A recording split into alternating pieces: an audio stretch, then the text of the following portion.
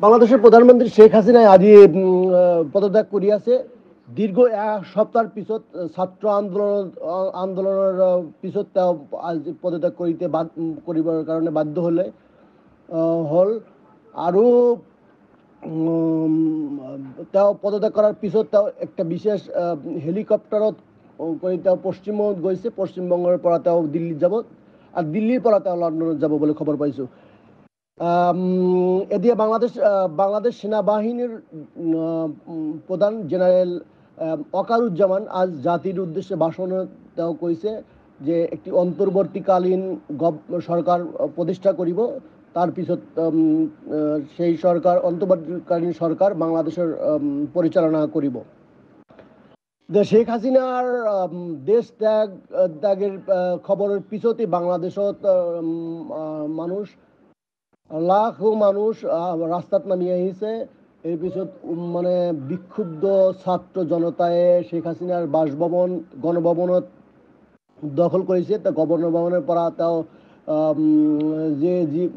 যা পাইছে তাৰ লয়ে গৈছে আৰু এতিয়া শেখ মুজিব বঙ্গবন্ধু শেখ হাসিনার পিতায়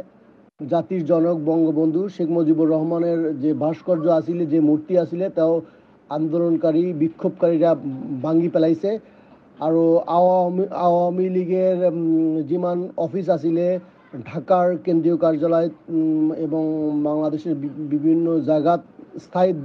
ঠাই যে আছিলে তাও জ্বলাই দিছে বিক্ষুব্ধ জনতায় আৰু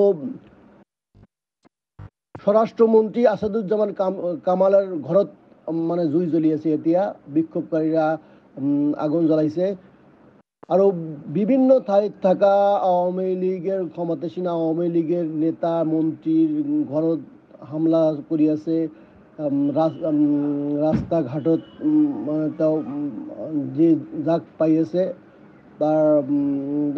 মানে হামলা কৰি আছে এনেকুৱা খবৰ পাইছোঁ আৰ সৰ্বোপৰি এতিয়া বাংলাদেশেৰ মানুষ আনন্দ উল্লাস কৰি আছে দীর্ঘ 16 বছরের ক্ষমতাত আছিলে শেখ হাসিনা তাই 16 বছরের পিছত স্বৈর শাসন চালাইছে বলে অভিযোগ করেছে জনতায় আন্দোলনকারী জনতায় এই স্বৈর শাসনের পতন হয়েছে এবং তার কারণে উল্লাস কৰি আছে আৰু সেনাবাহিনী প্রধানে আজি যে বস্তুটো কৈছে যে এই গত এক সপ্তাহের পিছত যে এক সপ্তাহ যে আন্দোলন হয়েছে যাত 400 মানুষ মরি গেছে ছাত্র মরি গেছে শ্রমিক মরি গেছে সাধারণ মানুষ মরি গেছে তার প্রতিটি হত্যার বিচারটাও করিব তার প্রতিটি মানুষের ক্ষতিপূরণ দিব বলে কইছে আৰু এতিয়া আমাৰ যে আজি অন্তৰ্বৰ্তীকালীন সৰকাৰেৰ যে আলোচনা চলি আছে আলোচনাত বাংলাদেশেৰ গুৰুত্বপূৰ্ণ মাসুমিল্লাহ এই মুহূৰ্তত আপোনাক ধন্যবাদ জনাইছো বাংলাদেশ এক প্ৰকাৰ উত্তপ্ত হোৱাৰ খবৰ আমি আপোনালোকক জনাই আছো বা সেই পৰিৱেশো দেখুৱাই আছো এক প্ৰকাৰ যে প্ৰধানমন্ত্ৰীৰ আৱাস আছে বা সেই কাৰ্যালয় আছে সকলোতেই হস্তক্ষেপ কৰিছে বা সকলোতেই দখল কৰিছে এক প্ৰকাৰ এই প্ৰতিবাদকাৰীসকল আমি দৃশ্যাংশ দেখুৱাইছো চকেয়া আৰু